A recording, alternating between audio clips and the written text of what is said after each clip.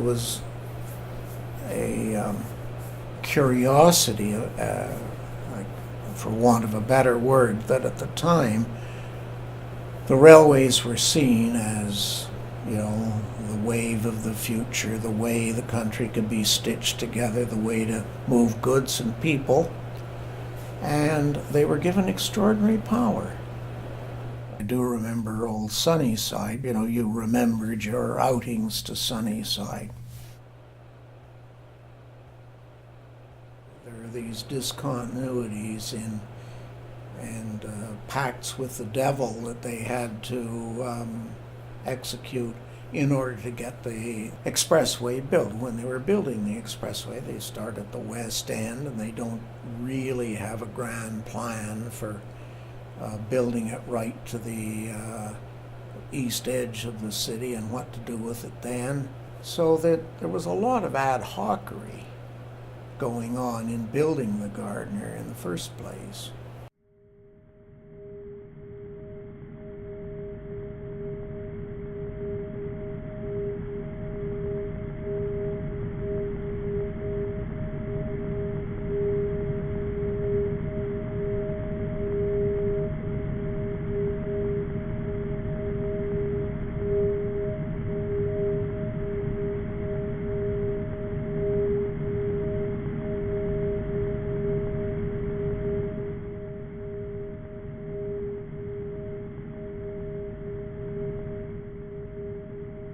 We didn't complete some of the highway network that they were hoping to across the city. The Gardiner was supposed to go way further east. And the Spadina Expressway is another good example of how in some neighborhoods they were able to say, no, this isn't working for us. This is not the type of city we want to live in, that has crisscrossing giant roads that separate neighborhoods and divide up a city. But you don't see any huge plans for giant highways in the city anymore.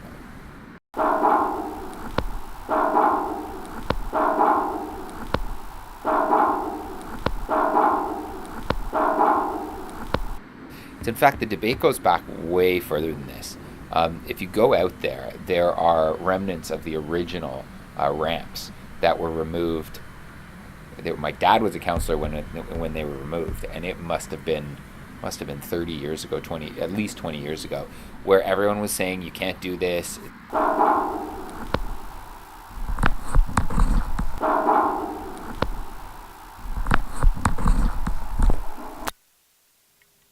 Urban fundamentals, meaning building blocks of a successful city, are critical, pieces of infrastructure that make a city prosperous and livable. When you think about all the various impacts of these things, one might be, in the environment, one might be accessibility and ability to get around the city. Urban fundamentals are building blocks which really set our city up to be a great place to live, work, and play. So this the Gardiner is without a doubt probably our biggest piece of infrastructure in Toronto. Outside of the transit system, which is currently very small but has great promise to grow, probably our next biggest piece of infrastructure is the Gardiner.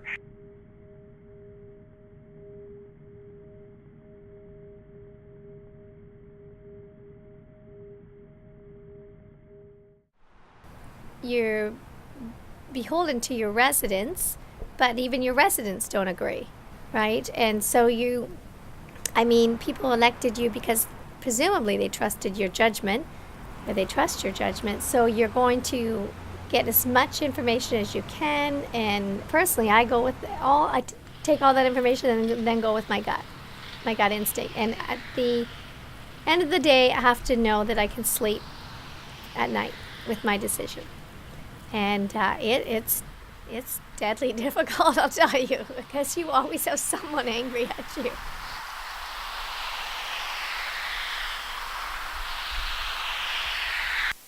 I find that when you talk to people about politics, I was working for a BIA at the time, so I went to one of the businesses, and one of the people that was like a regular at this place, so I was talking with him, and even though I knew I was very well versed in the Gardner debate, and this guy that I was talking to said, I was a truck driver for 12 years and blah, blah, blah. And I was like, well, like, I don't even have a driver's license, okay? Like, you clearly have tons of experience on this front that I do not have.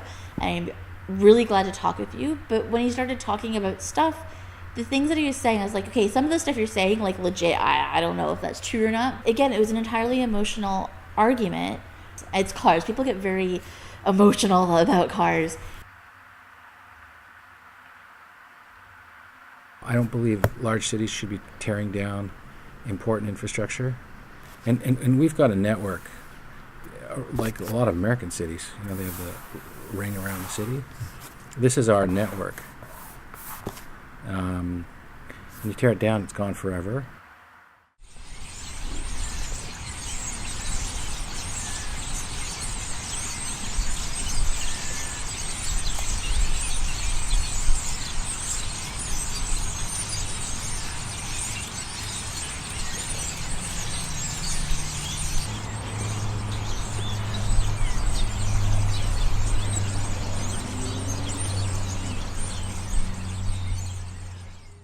When you're driving along the Gardner, as I did today going west, and then after my appointment coming back, I was in awe with the this journey through all these condos.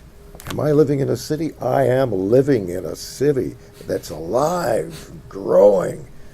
Boom, loved it. Mass transit, no matter how you build it and use it, cannot give you the comfort and the convenience of a car. It's there. You're living with it, you're living under it, you're living beside it, you're looking out of your condo at it. It's there. And so I think,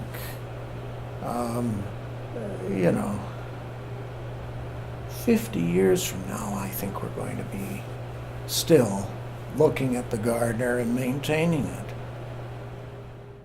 I've been living downtown Toronto for about a year and a half now. This is my first condo experience, and I really love it.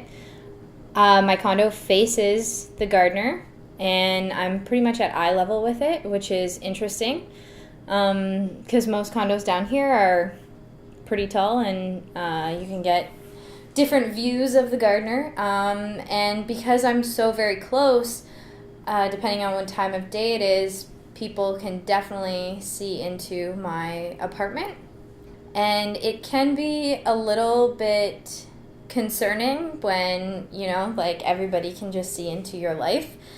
I've sat out on my balcony before and when traffic is slow enough, I've waved at people in their cars and they wave back.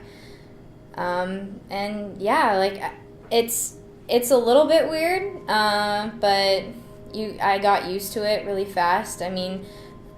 That, and I would say the noise level, when you're outside, it's very distracting. But other than that, it's all right.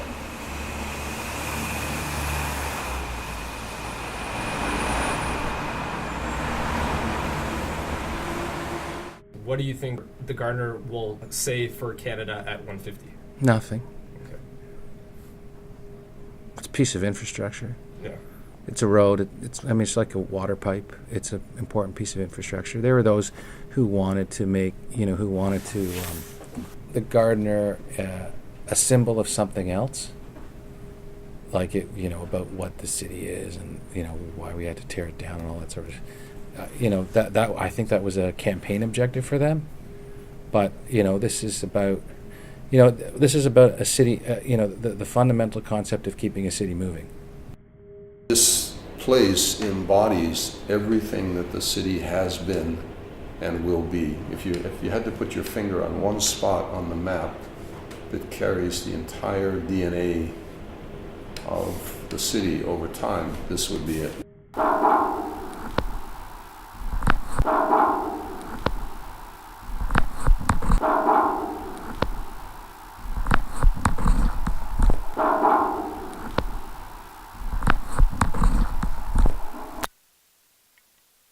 I think that what you saw, especially with the way the vote broke down, is that this is a city that is divided along geographic lines, that are two neighbors living side by side, but living almost completely different experiences in their day to day.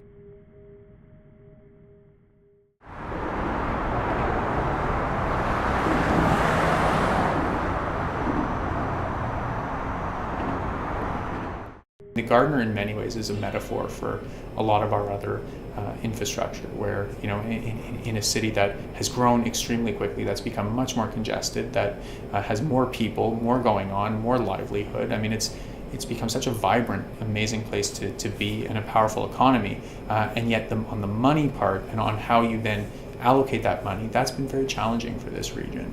And how to keep pace with the demands that all that growth and all that economic activity and energy puts on our infrastructure. That part has been very challenging, and you're seeing it on bearing out on the infrastructure that is the Gardiner. Okay, so I feel that the current short-term mindset is to drive, but with the future of mass transit, it doesn't really make sense to add another elevated portion of the highway onto it. I think that the problem is that Toronto is a sprawl-like structure with low population density, and a lot of different areas, like the greater Toronto-Hamilton area, they don't have a lot of transit attached to them. So in some cases, people do have to use cars. There is the GO train, but that is limited in some capacities.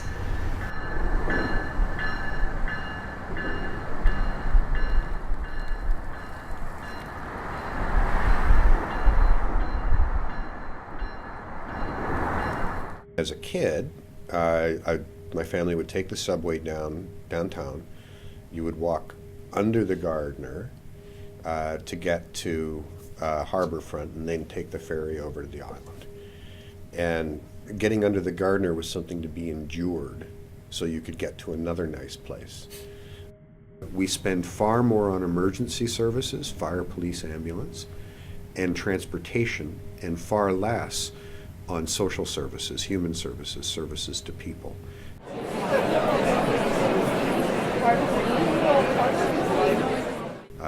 That's daycare, housing, shelter, and I think it comes from the fact we inherited this legacy of a portion of the city that was built before the automobile dominated, and a portion of the city that was built after, the downtown and the suburbs.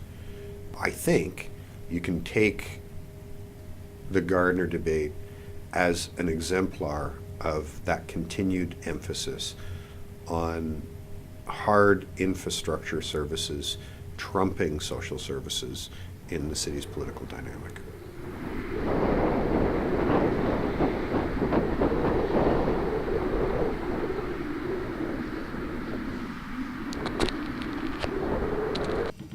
And what I have said to my grandchildren over and over again is, Jackson, promise Nana you will take down the Gardiner.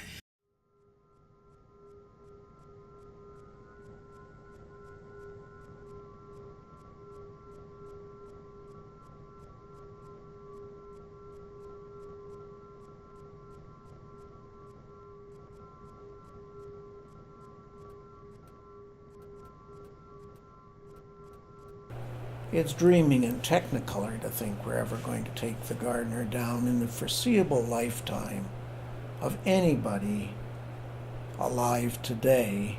There's a cost of not making a clear decision in a timely way.